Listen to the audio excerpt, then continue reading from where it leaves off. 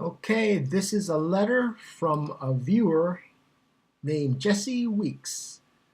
And Jesse says, can you explain Ruby on Rails, what it is used for? Well, all right, Jesse.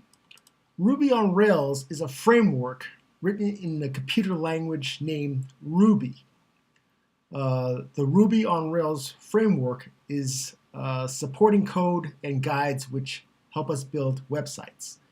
That's what a framework is. It's supporting codes and guides.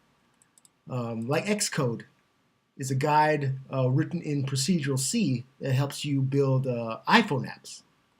There are specific apps written in different computer languages that help us do specific things. Ruby on Rails helps us build websites, but not just normal websites, but websites that need databases. If your site doesn't need a database, maybe making the site in Ruby on Rails is overkill. Maybe go to an HTML editor like Dreamweaver or WordPress will suffice. It all depends on what you're trying to do.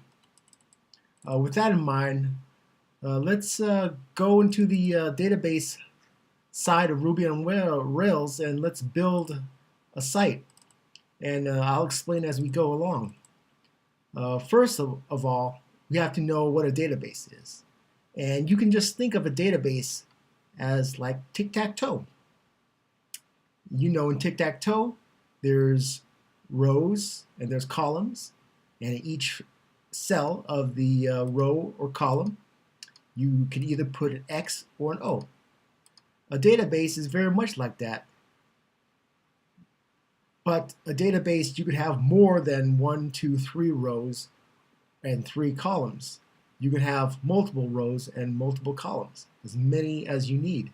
And besides putting X's and O's in there, you can put numbers or letters. Like for instance, we're going to have this row all be names, such as that. And this row, whoops, let's do a Control Z there. Doesn't do that. In this row, what we're going to do is we're going to put all the emails. And this will be our database.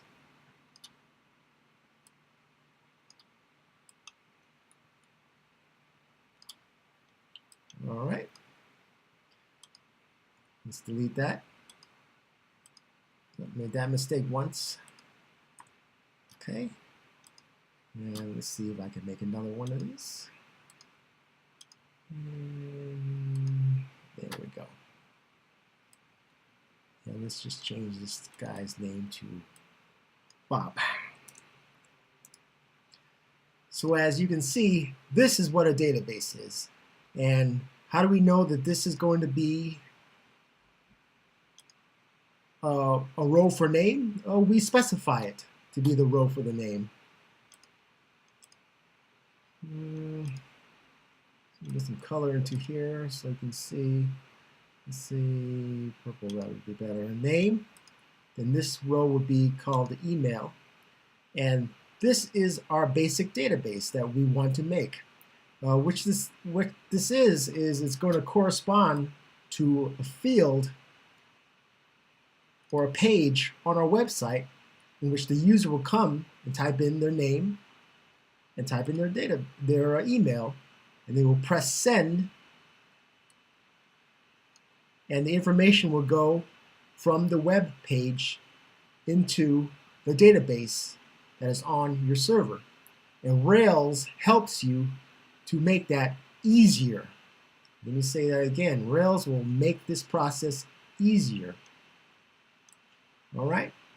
So Rails will make the users table for you in the database. And how does it do that? Well, you'll type in some Rails commands to do that. What you'll do is you'll go and you'll type in Rails generate the model, the name of the table that you want. We name it user because Rails will put an S on it. That's part of its convention over configuration, but I'll explain that later. And what tables and what fields, columns you want to capture. We want to capture the name, which is that, and we want to capture the email, which is that. And these are text or strings. And we specify the name being a string and the specified email being a string. And that's a colon, name, email, string, colon. So let's go ahead and go to our application that we've already set up. I've set up an application already in another video called Diamond, and my application lives in Diamond. And you note that in the application, there's nothing in the models folder, and there's nothing in the database folder, except these two things that come with the when you make a new Rails application. So let's go ahead and type in Rails generate model user name and email, and let's see Ruby get to work. Rails generate model, which means that it's going to make a database and a model for us that has these information. And what is the name of this model? Because we say we're going to generate the model, but it doesn't have a name, so we got to name it. I'm going to name it user, which means it's going to be users table because Rails will put an S on it for us.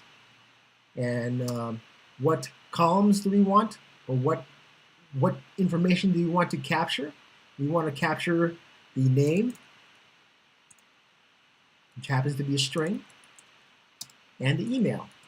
Or these could be anything you want to that you want to capture. String. Then you press enter. Okay. Ruby has finished doing what it needs to do. Ruby has made all of these files for us. It made, well, it's easier just to go and see what it made. Remember before when I opened up the one folder in Diamond and in app, it did not have anything in models, but Rails made a user model for us. And also, if you look into the database, Rails has made